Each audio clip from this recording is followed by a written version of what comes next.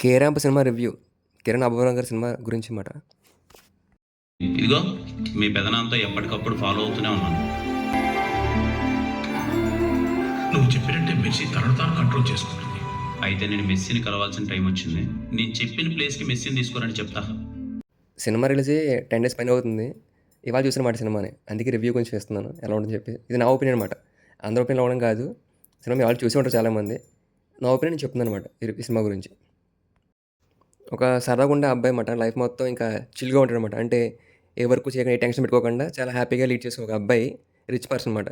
అలాంటి అబ్బాయి లైఫ్‌లో ఒక అమ్మాయి వస్తే అమ్మాయి పోస్ట్ ట్రామాటిక్ స్ట్రెస్ డిజార్డర్ ఉంటదనమాట. అంటే చెప్పిన పని చేయకపోతే, టైంకి చేయకపోతే అమ్మాయి స్ట్రెస్ ఫీల్ అయిపోద్దనమాట. జరగకపోతే గనక. ఫీల్ అయిపోయి తను దాన్నే చంపేసుకుంటుందనమాట. అంటే కట్ చేసుకోవడం గురించి అలాంటి ఫీలింగ్ ఉంటదనమాట అమ్మాయి. అలాంటి అమ్మాయిని మన కిరణ్ అబ్బవరం ఎలా కేర్ చేసాడు అనే సినిమా కాన్సెప్ట్ భయ్య చాలా వరకు లాస్ట్ వచ్చేసరికి. దాంట్లో మొత్తం ఫ్యామిలీ హీరోయిన్‌కి కిరణ్ మాట ఇస్తాడనమాట. ఏంటంటే తను ఉన్నంత వరకు నేను బాగా చూసుకొని చెప్పి లైఫ్ లాంగ్ అమ్మాయిని.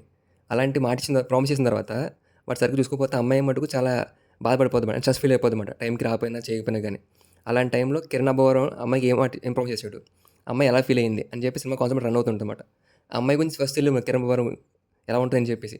కరెక్ట్‌గా ఇంటర్వల్ బ్లాక్ కింద అర్థమవుద్దన్నమాట. వాళ్ళ అమ్మాయి ఎలా ఉంటుందో ఏంటి అని చెప్పి తనకున్న ప్రాబ్లమ్స్ అర్థమవుద్ది కిరణ్ అబ్బవరంకి. అప్పుడు తను ఎలా ఫీల్ అయ్యాడని చెప్పి సినిమా మొత్తం రన్ అవుతుంటుంది. లాస్ట్‌లో ఫాదర్ సన్ సెంటిమెంట్ ఎలా ఉందో చూపిస్తారన్నమాట సినిమాలో. వాళ్ళ ఫాదర్ ఎలా ఉండేవాడు సాయి కుమార్ గారుని కిరణ్ అబ్బవరం రిలేషన్ ఎలా ఉంది చూపించారు సినిమా మొత్తం మీద. చూడడానికి టైం పడుతుంది కానీ పర్లేదు బాగానే ఉంది. ఎందుకంటే సినిమాలు ఎప్పుడు కూడా తక్కువ చేసి మాడకూడదు. ఎంతో కష్టపడతారు సినిమాలో. ప్రతి ఒక్క టెక్నీషియన్ చాలా కష్టపడతారు సినిమాకి. అది హిట్ అవుతుందో ఫ్లాప్ అవుతుందో నెక్స్ట్ విషయం. పాజిటివ్ చెప్పుకోవాలి, నెగిటివ్ చెప్పుకోవాలి. కానీ మనం ఎప్పుడు నెగిటివ్ చెప్పకూడదు సినిమా గురించి. ఎందుకంటే ఒక సినిమా ఇండస్ట్రీ చాలా గొప్ప ఇండస్ట్రీ. చాలామందికి లైఫ్ ఇస్తుంది, చాలామందికి ఉపాధి కల్పిస్తుంది.